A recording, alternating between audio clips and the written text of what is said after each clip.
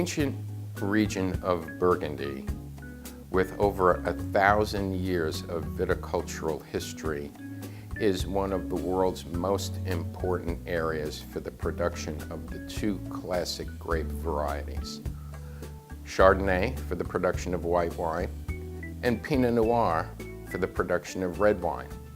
There is another red grape that you should be aware of called Gamay, which is found in the southernmost region of Burgundy, known as the Beaujolais, producing lighter and more delicate, more fruit-forward styles of red wine.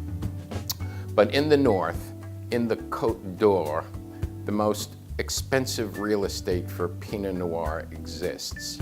There are more than 1,000 villages and 110 different appellations, all based on the complexity and diversity of the soils.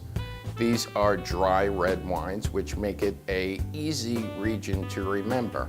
Two grape varieties: Chardonnay, famous region of Chablis, which of course should not be confused with the generic wines produced in the United States, the jug wines that you might see called Chablis, white wine, or the red noted Burgundy wine coming from screw-capped bottles in 3 liters at the lowest rung of your retail shelf.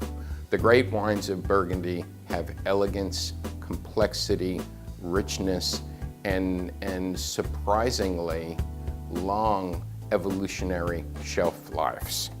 There is no blending, so there is never a combination of grape varieties utilized. The wines are pure. The wines are identified according to the region, not the grape variety. The region expresses the complexity of the grape.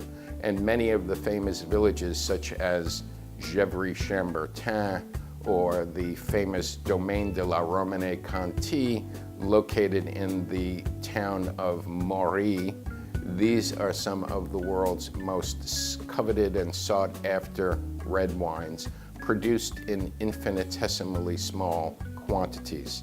The role of the negociant is important to keep in mind, that many companies buy small amounts of wine from growers who are simply in the business of growing grape and not in the business of making wine. The negociant will buy the vineyard, will buy the grapes, will press and ferment and blend. Also, the estate growers are very, very important today, where the next generation are taking their small parcels, their small vineyards, and vinifying and making wines and presenting them to the global markets.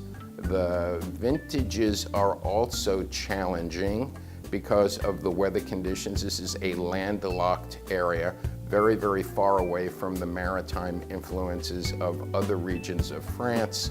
And it's also susceptible to late spring frosts or rain at the end of the growing season, which could cause some havoc in the vineyards. But keep in mind that the wines are pure, they're never blended.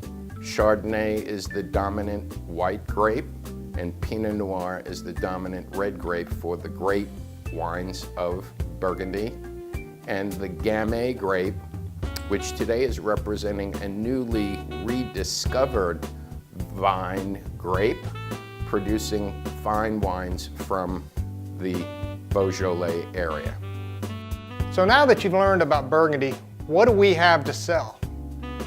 We have Guillaume Vrignot, Chablis, a small family producer from the Chablis region.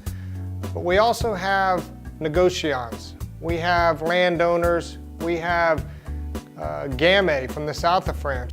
We have Maison Lamboyer, Beaujolais, Morgon and Moulin Avant. You know, these are fantastic examples of the type of high-end Beaujolais that is hitting the market today. This is not your grandparents' Beaujolais, $5 off the shelf, Nouveau that's watered down. These are great examples of premium quality wines that will really be a great experience for our consumers that we try to reach with our wines. We have Chassagne Montrachet, Puigny Montrachet, all the way down to Macon Village, Pouilly-Fuissé, you name it, we represent it. We want to expose the consumer to the depths, the variety of Burgundy, whether it be a great bottle of wine for $12 that's a Macon Village Chardonnay or a Bourgogne Pinot, up to the $60, $70, $80 Gevrey Chambertin or Puigny Montrachet.